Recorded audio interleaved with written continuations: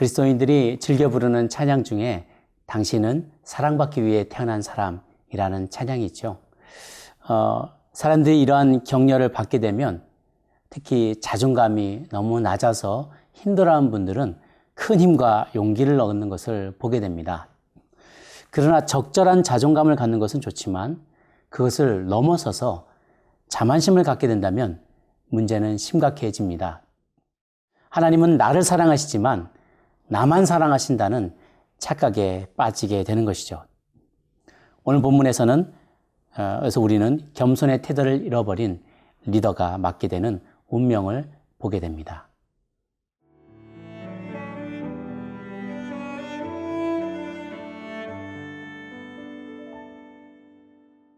역대하 26장 16절에서 23절 말씀입니다. 그가 강성하여짐에 그의 마음이 교만하여 악을 행하여 그의 하나님 여호와께 범죄하되 곧 여호와의 성전에 들어가서 향단에 분향하려 한지라. 제사장 아사랴가 여호와의 용맹한 제사장 80명을 데리고 그의 뒤를 따라 들어가서 우시야 왕 곁에 서서 그에게 이르되 우시야여, 여호와께 분향하는 일은 왕이 할 바가 아니요 오직 분향하기 위하여 구별함을 받은 아론의 자손 제사장들이 할 바니 성소에서 나가소서. 왕이 범죄하였으니 하나님 여호와에게서 영광을 얻지 못하리이다. 우시야가 손으로 향로를 잡고 분향하려 하다가 화를 내니 그가 제사장에게 화를 낼 때에 여호와의 전안 향단 곁 제사장들 앞에서 그의 이마에 나병이 생긴지라. 대제사장 아사랴와 모든 제사장이 왕의 이마에 나병이 생겼음을 보고 성전에서 급히 쫓아내고 여호와께서 치심으로 왕도 속히 나가니라. 우시야 왕이 죽는 날까지 나병 환자가 되었고 나병 환자가 되매 여호와의 전에서 끊어져 별궁에 살았으므로 그의 아들 요담이 왕궁을 관리하며 백성을 다스렸더라. 우시야의 남은 시종 행적은 아모스의 아들 선지자 이사야가 기록하였더라. 우시야가 그의 조상들과 함께 누우매 그는 나병 환자라 하여 왕들의 묘실에 접한 땅 곧 그의 조상들의 곁에 장사하니라. 그의 아들 요담이 대신하여 왕이 되니라. 우시야 왕은 하나님의 도우심으로 나라가 부강해지고 왕권이 강화되자 교만한 죄에 빠지게 됩니다. 16절을 함께 보겠습니다. 그가 강성하여짐에 그의 마음이 교만하여 악을 행하여 그의 하나님 여호와께 범죄하되 곧 여호와의 성전에 들어가서 향단에 분향하려 한지라. 하나님은 사랑이 많으셔서 나만 사랑하지 않으시고 세상 모든 사람들과 심지어 악인이라도 긍휼히 여기시는 분이십니다. 그러나 세상 사람들은 하나님의 사랑을 인간의 그것과 비슷하다고 여겨서 그 사랑을 여럿이 나누게 되면 내게 돌아올 사랑의 몫이 부족해지고 적어진다고 생각하는 그런 착각을 합니다. 그래서 하나님의 사랑을 나 혼자 독점하려고 하고 나만 축복받기를 원하고 심지어는 하나님 일을 감당할 수 있는 사람은 나밖에 없다고 그런 만용을 부리게 되는 것입니다. 그렇지 않습니다. 하나님의 사랑은 무한합니다. 그 자원은 끝이 없기 때문에 아무리 여러 사람에게 나눠준다 해도 그 사랑이 적어지지 않습니다. 그분의 축복은 아무리 많은 사람에게 나눠줘도 줄어들지 않는 것이죠. 그분은 돌들로도 이스라엘 자손을 만들 수 있고 돌들로도 이스라엘의 왕을, 이 나라의 대통령을 만들 수 있는 분이십니다.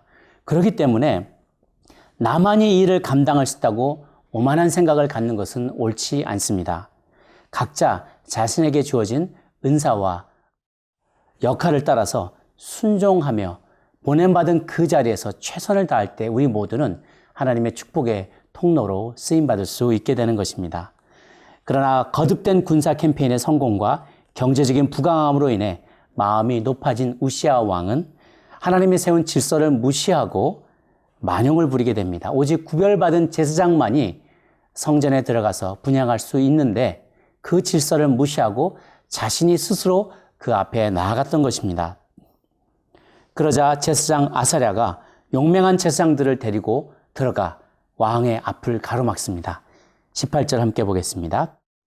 우시아 왕 곁에 서서 그에게 이르되 우시아여 여호와께 분향하는 일은 왕이 할 바가 아니요 오직 분향하기 위하여 구별함을 받은 아론의 자손 제사장들이 할 바니 성소에서 나가소서. 왕이 범죄했으니 하나님 여호와에게서 영광을 얻지 못하리이다. 아무리 제사장이라지만 왕의 앞길을 막아설 때에는 큰 용기가 필요했을 것입니다. 만약 그가 왕의 진노함을 사서 왕이 다른 마음을 먹는다면 제사장도 목숨을 부지하기 어려웠을 것이기 때문입니다. 그러나 그 결과를 함께 보겠습니다. 19절 우시아가 손으로 향로를 잡고 분향하려 하다가 화를 내니 그가 제사장에게 화를 낼 때에 여호와의 전 향단 곁 제사장들 앞에서 그의 이마에 나병이 생긴지라. 대제사장 아사랴와 모든 제사장이 왕의 이마에 나병이 생겼음을 보고 성전에서 급히 쫓아내고 여호와께서 지심으로 왕도 속히 나가니라. 제사장 아사랴가 주님의 명령에 순종하여 왕에게 경고하였는데 왕은 분향을 드리려다가 도리어 화를 내며 제사장에게 대들게 됩니다. 바로 이 순간 여호와의 치심을 받아서 그는 나병을 얻게 됩니다. 나병에 걸린 자는 부정한 자로 여겨졌기 때문에 그는 그 즉시 성전에서 쫓겨나게 됩니다. 낮은 사다리나 낮은 차 탑은 쉽게 무너지지 않죠.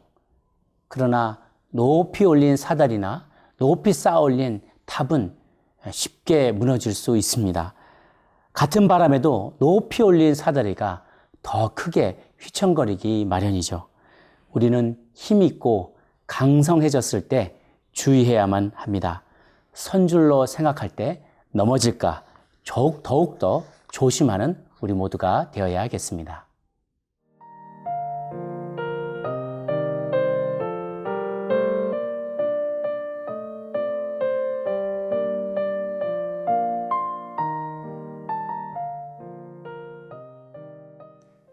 (21절을) 함께 보겠습니다. 우시아 왕이 죽는 날까지 나병 환자가 되었고 나병 환자가 되매 여호와의 전에서 끊어져 별궁에 살았으므로 그의 아들 요담이 왕궁을 관리하며 백성을 다스렸더라. 우시아 왕은 결국 죽는 날까지 나병에서 회복되지 못하고 별궁에 유배되어서 쓸쓸하게 최후를 맞게 됩니다. 이것은 마치 모세의 권위에 도전하였다가 온몸에 나병이 도져서 결국 주님 앞에 무릎 꿇고 말았던 미리암의 이야기를 생각나게 합니다. 하나님이 세우신 질서에 도전하였던 우시아 왕은 심판을 받게 되었고 그는 비록 왕이었지만 죽을 때까지 하나님께 예배드릴 수 없는 부정한 자로서 격리되어서 삶을 마감하게 됩니다. 우시아 왕은 온갖 전투에서 혁혁한 공을 세운 사람이었습니다.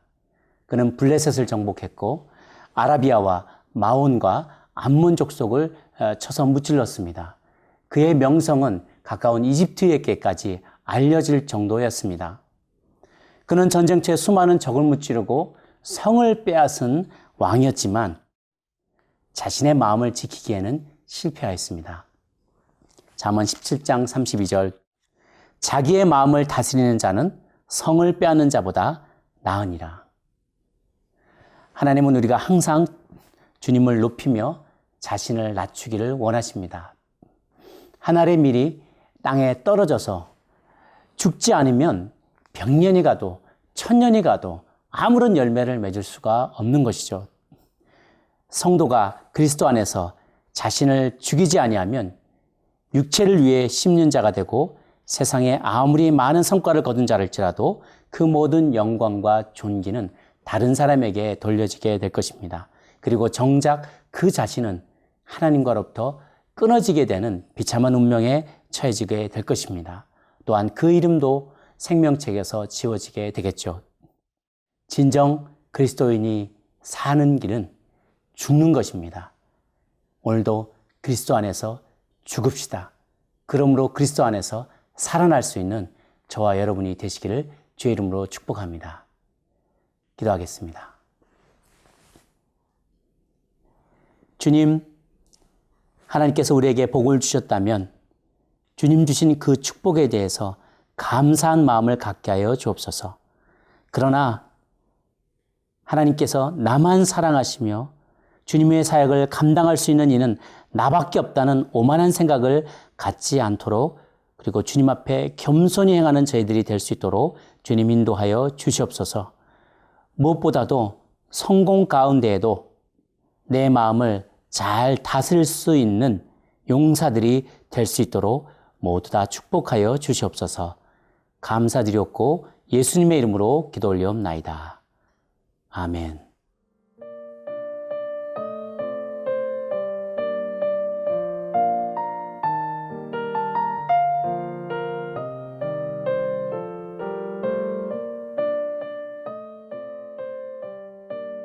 이 프로그램은 시청자 여러분의 소중한 후원으로 제작됩니다.